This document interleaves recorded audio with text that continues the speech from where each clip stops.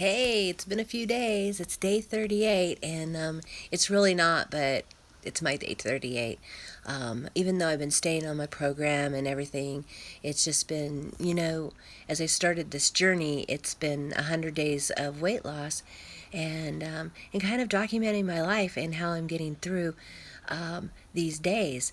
And the whole purpose of these videos was to be able to address the emotional part of eating for me anyway, because food is tied so much to my eating and my emotional state that I wanted to conquer that and to be able to, just break those chains that have bound me all these years. That anytime there's been an upheaval or a different flow in my life, that I just kind of crash. It's like whatever eating plan I'm on or diet or I'm on, or sometimes even when I'm doing really good on my diet, I'm afraid of my own success. So, there's just so many things that go on in your head that just don't have to do with eating, but eating is the outcome or the result of those emotional moments that I have in my life. And so here we are on day 38, and it's probably really like 43. But in the past couple of days, I've gotten behind and I've been able to catch up. But when I hit day 38 a couple of days ago and was unable to find the quiet time in the moment to do the vlog, I felt like it was too important to just kind of brush it by, because it's really the crux of that. I feel that it has to do with my emotional eating. And so the topic of day 38 is does food give you power? And it started off in this book that, I'm going by these daily journal entries, is 100 Days of Weight Loss by Linda Spangle. It started off is that, do you feel like you, after you have a great meal and you stuff yourself with whatever it is, and you feel really really good that you conquered food? The last entry that I had was, I love to eat, and how eating affects you that way. And now it's going on to, does food give you power? And when she started writing about, oh, after you've had a really big meal and you just felt really great that you deserved it, and how does that, how you felt like you conquered the food, and that food was that powerful? And it's like the whole time I'm reading these paragraphs, I'm like, I've never felt that way. I've always felt that food got the better of me, because I've never like, hey, I want to go celebrate and have a great big steak or anything like that. It's food was has been a punishment for me. So it also went on in the next couple of paragraphs about it, was that, you know, um, why do we eat? And really investigate that, because it certainly doesn't give me power. I have felt all these years that food has had power over me. And what I'm learning now in these last few days, and my approach to discovering a new way of eating, is even more important than anything else I've ever done. Well, that's probably pretty dramatic. Let's face it. I'm a girl, so sometimes we get into dramatic moments, but it's not really that. But food has always been such a touchy subject for me, because it's always been given to me with reward or taken away with me for punishment, and or also shamed me. And I heard just the other day somebody said that, the the amount on the scale should not determine your weight, your worth. Seriously, let me repeat that. Our weight should never determine our worth. And I'm discovering that now at the grand old age of 57. So I hope that anybody that's younger than 57, learns that your worth is not how much you weigh. Your worth is God, and how he forgives us, and we have to learn how to forgive us in those same things. So food has been so tied to emotional. So when I eat a big meal, or I indulge, it's usually, I can really look at it as from an emotional state. I'm upset, period. I'm frustrated, period. I'm angry. Oh, that brings on the donuts, you know. And so that's the power that I have given to food. And guess what?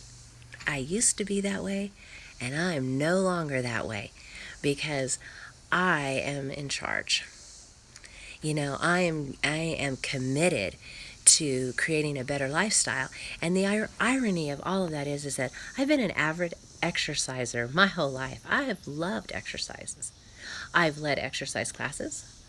I have been a personal trainer, and I've always been what I commonly refer to as fat but fit, because I haven't had a lot of contraindications of being well overweight, not diabetes, not high cholesterol or anything like that.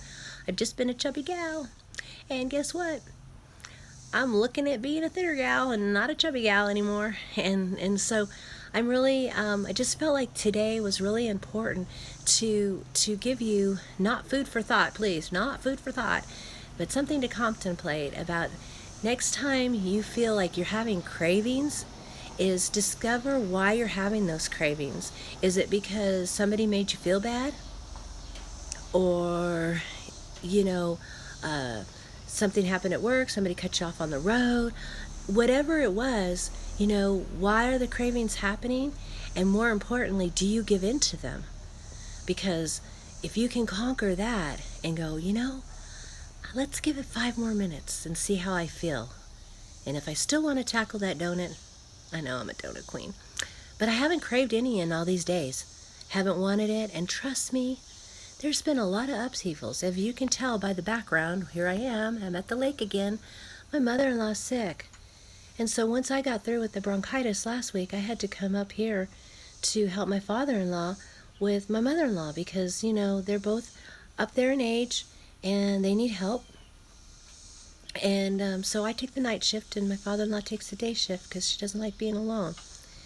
And so, there's always little curves in the road that, even though our best intentions are to go home every day and get into our little routine, well, life's not like that. And so I feel very confident that I am doing what I need to do. And part of it is this video is that I'm able to have the accountability, which is, again, why I did the video, because I wanted the accountability as to why I never reach goal. I think I even mentioned it to you one day, early on, that my husband had said, in the 26 years we've been together, that 27, we've been together 27 years. Wow. Anyway, the reason why he says, as long as I've known you, you've either been going down on the scale or going up. I've never maintained. So guess what? That's going to be a new one for me, because I plan on maintaining once I hit my goal. And I feel really good, but I also want to always keep in mind that I want to keep a plan, because, going back and forth to the hospital, how am I going to eat? What am I going to eat? And I always have to make sure that I am taking care of what I need to do so I don't reach for that donut, or I just don't give in to the tiredness. And so instead of eating when I'm tired, I'll take a nap.